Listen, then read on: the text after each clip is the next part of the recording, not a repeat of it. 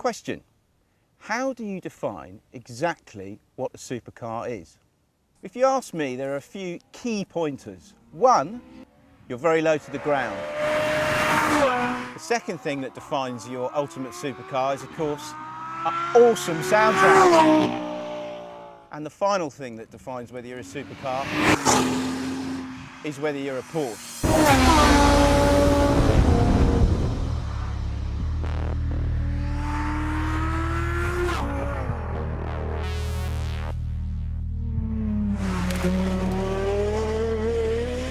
Supercar number one in the blue corner is the Ferrari F430 Scuderia.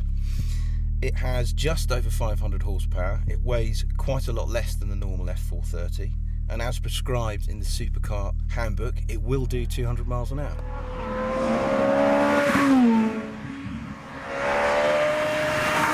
I've been driving this car, the Ferrari 430 Scuderia, for the last 2 days now, and genuinely I cannot find anything wrong with it. Well, you could say it's a thinly disguised racing car, but that might be doing it a bit of an injustice, because it is, it is a road car. It's got over 500 horsepower and it's got this amazingly fast gear change in it, but it's on the road where this thing really blows your mind. And it's so fast and so responsive, and the steering is just so clear and clean in its messages. The brakes are incredible too.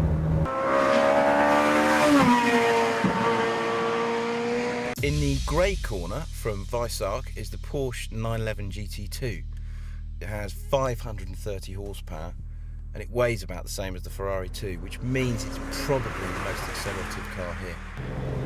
911 GT2, very serious motor car. Maybe not as emotional as the other two Italians, but I think in a straight line it's probably faster than both of them. And the reason why is because it's got twin turbos, which give it so much torque. I mean, we're in fourth gear now, and that is just unbelievable.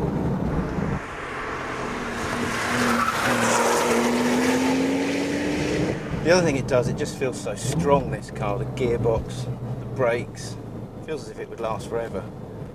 It doesn't set your heart on fire, but blimey, it is impressive.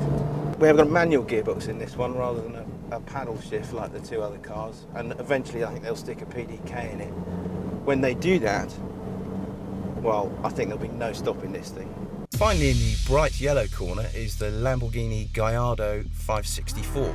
It's the only one here with four-wheel drive. It's the most powerful with 552 horsepower.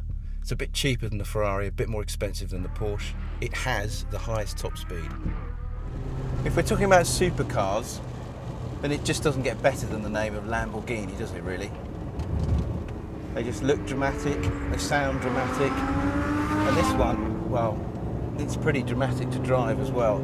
This car has a brand new V10 engine that has 552 horsepower. I remember when the XJ220 came out, it had 550 horsepower and nobody could quite believe it. That was a while ago, but, well look, this is what that sounds like. How would you describe this car in one word? Weapon. At the beginning of this test, we asked one very simple question, which is how do you define a supercar? There's really only one supercar here, and it's not this, it's the yellow one.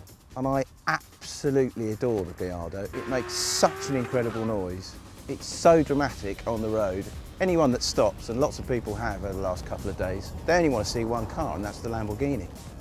Where does that leave the Porsche? I don't know. I mean, it's phenomenally quick. It's very good value actually in this company, even though it costs 130 grand, but it's just a touch dull beside these two. But really, at the end of this, there is only one winner, and it has to be the Ferrari. They say this thing is faster than an Enzo around Fiorano, and yet it costs a third as much of an Enzo. It is incredible. It's the winner.